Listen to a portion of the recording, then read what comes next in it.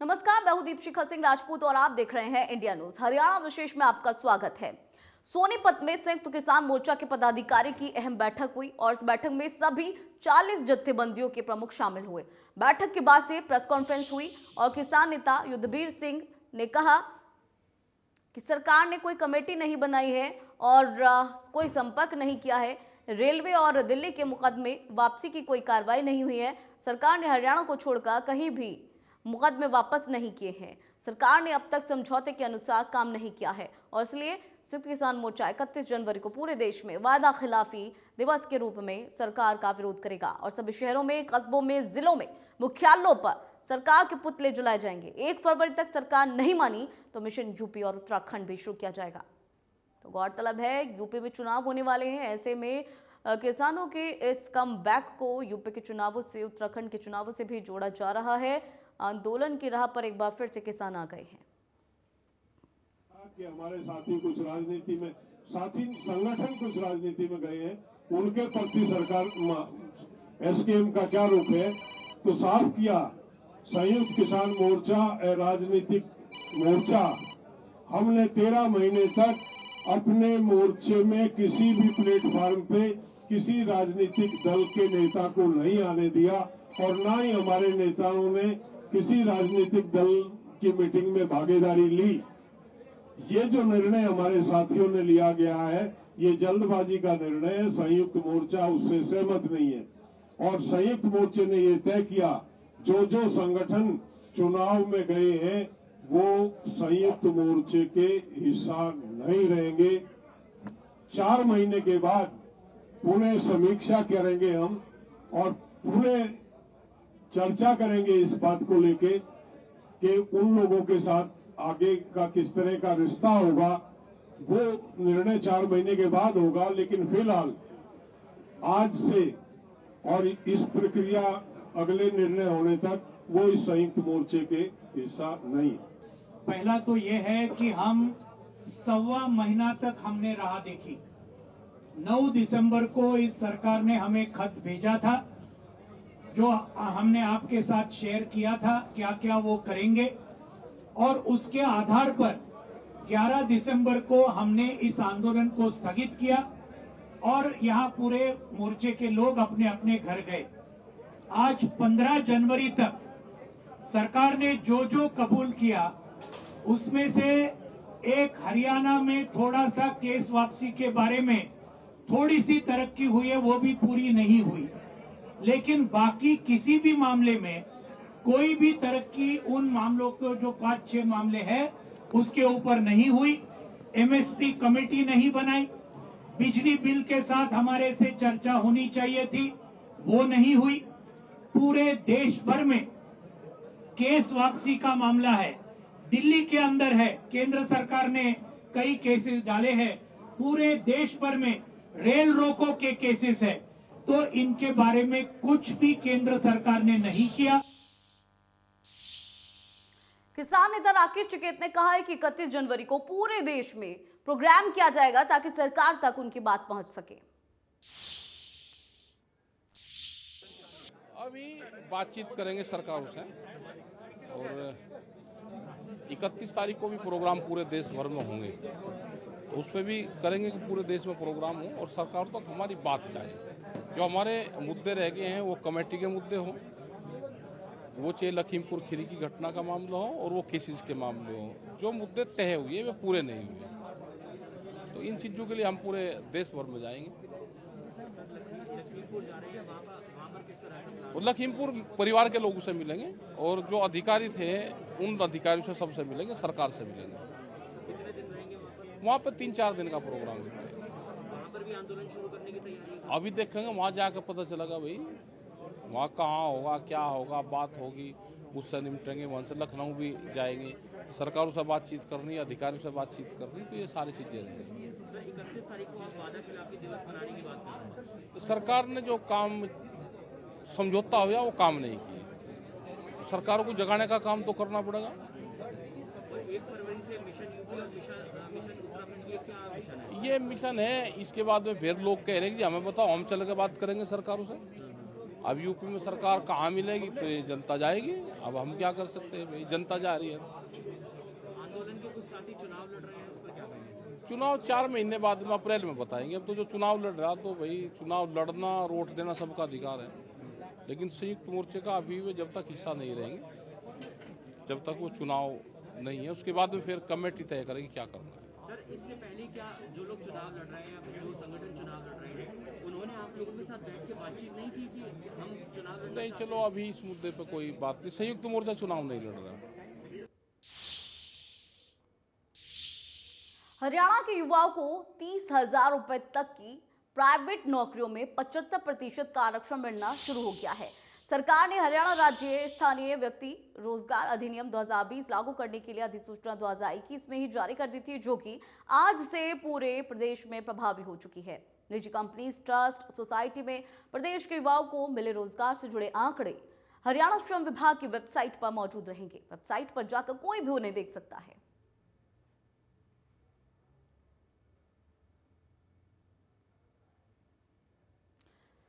Graphics के जरिए आपको बताते हैं प्राइवेट नौकरियों में किस तरह से 75% आरक्षण जो है वो लागू किया गया है, और इस आरक्षण के लागू होने के बाद से युवाओं में काफी खुशी का माहौल है। बता दें कि 30,000 तक की नौकरियों में आरक्षण लागू होगा, और किस तरह से होगा वो भी हम आपको बता देते हैं। यहाँ कंपनीज में स्थानीय युवाओं को जो तवज्जो है वो मिलेगी। तो नौकरियों में आरक्षण लागू कर दिया गया है। प्रदेश भर में 75% आरक्षण है। हरियाणा श्रम विभाग की वेबसाइट पर आंकड़े रहेंगे और कोई भी इसे इस वेबसाइट पर जाकर चेक कर सकता है। कोई जानकारी लेनी हो वो भी ली जा सकती है। प्राइवेट कंपनी में मिले रोजगार से जो भी जुड़े हुए आंकड़े हैं वो इन वेबसाइट्स पर उपलब्ध हो पाएंगे और कोई भी उन्हें चेक कर सकता है। वेबसाइट पर जाकर कोई भी देख सकता है और चेक कर सकता है इन आंकड़ों को। तो नौकरियों में आरक्षण लागू हो चुका है और कानून प्रभावी होने से 10 साल तक इस तरह से ये आरक्षण जो है यूं ही लागू रहेगा।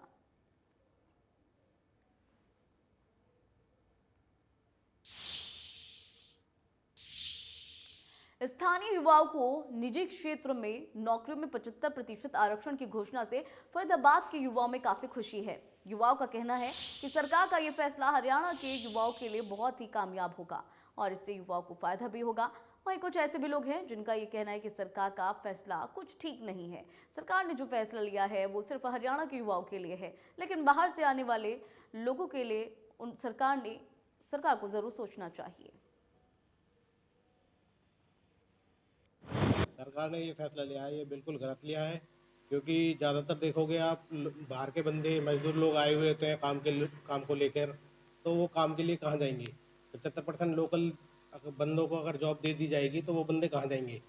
हालांकि वो अपनी दिनचर्या के लिए दूसरे क्षेत्रों में जाते हैं, अगर उन्हें काम ही नहीं मिलेगा तो वो तो एक तो लॉकडाउन की महामारी से उन्हें वर्क नहीं मिल पा रहा है और सरकार की गलत नीतियाँ लागू हो रही हैं, उसमें मजदूर बिल्कुल पिस कर रह जाएगा। हरियाणा के युवाओं को तो फ़ायदा होना ही है, पर देखना ये होगा कि कंपनियां क्या वाकई 75% आरक्षण को मानती है या नहीं मानती हैं।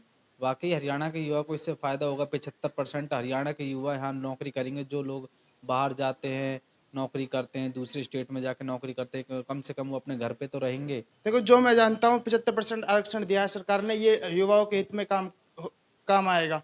सरकार ने युवाओं के हित में एक आरक्षण लिया है। 75% आरक्षण से जो गरीब मजदूर भाई हैं, जो पढ़ाई से वंचित हैं, उनके लिए काफी लाभदायक होगा ये। मुख्यमंत्री मनोहर लाल ने हरियाणा हिमाचल सीमा पर यमुनानगर के आदिबद्धी क्षेत्र में बनने वाले बांध की जगह का दौरा किया और इस दौरान उन्होंने अधिकारियों को दिशा निर्देश दिए। 21 जनवरी को हरियाणा और हिमाचल दोनों ही प्रदेशों में मुख्यमंत्री यमुनानगर के आदिबद्धी क्षेत्र में पहुंचेंगे, जहां वो हरियाणा हिमाचल सीमा पर बनने वाले बांध को लेकर MOU साइन करेंगे।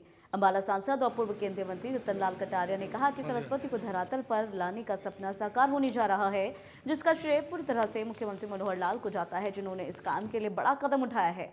हरियाणा सरस्वती हेरिटेज बोर्ड के डेप्यूटी चेयरमैन ने बताया कि कार्यक्रम में दोनों ही प्रदेशों के मुख्य सचिव और वरिष्ठ अधिकारी हिस्सा लेंगे। उन्होंने ये भी कहा कि ये मुख्यमंत्रियों का ड्रीम प्रोजेक्ट है और इसके बनने से सरस्वती नदी में जल बहाव लगातार रहेगा। बरसात के मौसम में ज्यादा पानी आने की दिक्कत भी नहीं होगी। बांध का ज्यादा से ज्यादा हिस्सा हिमाचल में बनेगा। हमारे पूजनीय दर्शन लाल जी जैन का सपना साकार होने जा रहा है। मोरोपंत पिंगले जी ने जो कभी सपना देखा था और उसके बाद यहाँ पर बार बार हमारे बहुत से अधिकारीगण आए, सरकार के मुख्यमंत्री आए और केंद्र के मंत्री वहाँ पर आए, और जो अब तक ये कहते थे कि सरस्वती एक मिथ है, तो नासा से लिए गए चित्र और स्टडी के आधार पर अब ये साबित हो गया है कि सरस्वती यहीं से बहती थी और आज ये सपना पूरा होने जा रहा है। और कोई 700 करोड़ रुपए से भी ज़्यादा लागत का एक डैम वहाँ पर बनने जा रहा है। देखिए, माननीय मुख्यमंत्री महोदय जो है वो 21 तारीख को आदि बद्री में उनके आने का प्रोग्राम है, जिसमें उस दिन अपने माननीय मुख्यमंत्री साहब और हिमाचल के मुख्यमंत्री जी, उन दोनों के बीच MOU साइन होना है एक डैम बनने के लिए, जिससे जो है ये सरस्वती नदी जो अपने पौराणिक जो है रूप में जो फिर से बहेगी। तो उस प्रोजेक्ट के लिए 21 तारीख को MOU दोनों प्रदेशों के बीच साइन होने का भी प्रोग्राम बन रहा है। हरियाणा के कई इलाकों में पिछले दिनों हुई बारिश से खेत जलमग्न हो गए हैं। जिले के कई गांवों में अभी भी पानी खड़ा रहने से फसलें तबाह हो चुकी हैं और इसके चलते खेतों में अभी भी 3 से 5 फुट तक पानी भरा हुआ है। कई गांव ऐसे हैं जहां पर पानी निकासी का प्रबंध नहीं है। खेतों में लगातार पानी रहने से किसानों की गेहूं और सरसों की फसलें पूरी तरह से प्रभावित हो रही हैं। मुंसिपल गांव में पूर्व सरपंच हवा सिंह का कहना है कि इसके अलावा 200 एकड़ फसल खराब हुई है। उन्होंने बताया कि खेतों में पानी निकासी का कोई इंतजाम नहीं है, इसी की वजह से फसलें बर्बाद हो रही हैं। कृषि विभाग ने यमुनानगर जिले में 30,000 एकड़ फसल प्रभावित होने की बात कही। किसानों ने अतिशीघ्र सर्वे कराकर मुआवजा देने जाने की मांग की है।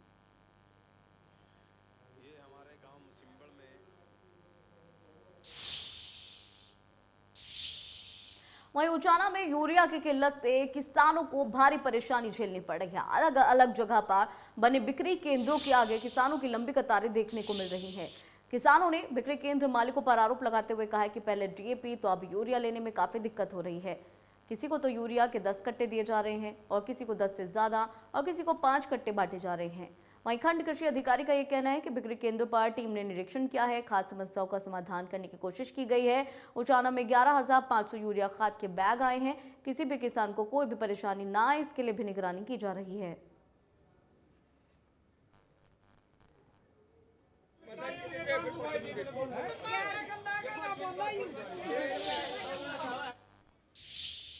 वहीं फतेहाबाद में भी यूरिया को लेकर मारामारी जारी है।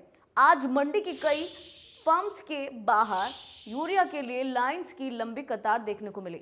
आए दिन लग रही लंबी लाइनों से परेशान होकर आज किसानों ने अनाज मंडी में कई फर्म्स के बाहर जमकर हंगामा किया। किसानों ने कृषि विभाग के अधिकारियों को मौके पर बुलाकर यूरिया के ब्लैक करने और चहेतों को ही बांटने के आरोप लगाए हैं। कृषि विभाग के SDO अपनी टीम के साथ मौके पर पहुंचे और उनकी उपस्थिति में यूरिया बांटने के लिए कहा गया, तो एक फर्म पर अधिकारियों के सामने यूरिया बांटने से मना किया गया। किसानों का कहना है कि दरवाजा बंद कर चहेतों को यूरिया बांटा जा रहा है। कृषि विभाग के SDO का कहना है कि असमान वितरण की बात सामने आ रही है और जांच की जाएगी।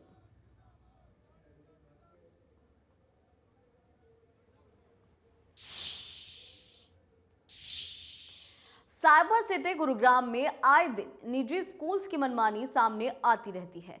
ऐसा ही एक नया मामला निकलकर सामने आया सेक्टर 9 स्थित एक प्राइवेट स्कूल से।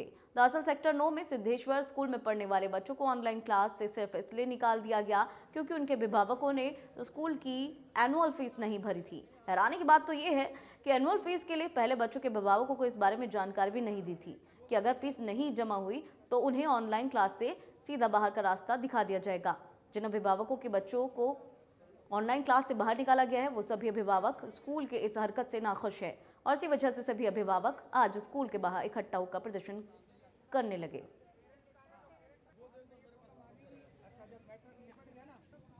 प्रेशर बना रहे हैं एनुअल फीस का, जो हम नहीं दे सकते इस टाइम पे। ठीक है ना, हमारे पास में पैसा नहीं है। ठीक है, दूसरी चीज़ है, आज अंदर जाके बात की है, वहाँ पे ये लोग हमारे ऊपर प्रेशर बना रहे हैं कि फ़ीस तो आपको देनी ही पड़ेगी।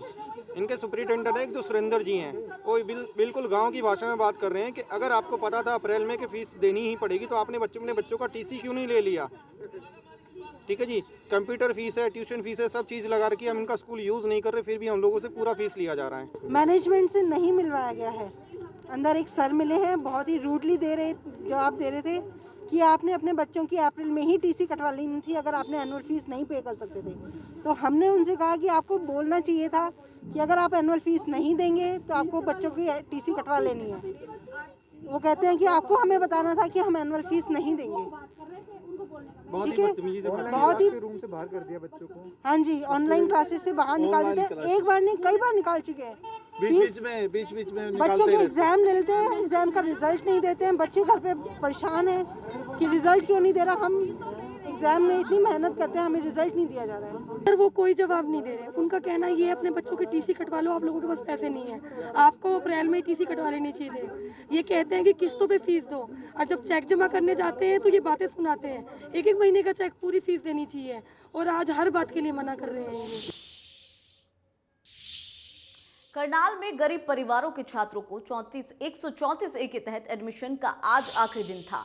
जिले में 1953 पात्र बच्चों को अभी तक दाखिला नहीं मिला है। निजी स्कूल्स ने सरकार के आदेश नहीं माने हैं और इसकी वजह से शिक्षा विभाग ने जिले के 258 प्राइवेट स्कूल्स को नोटिस भेजा है।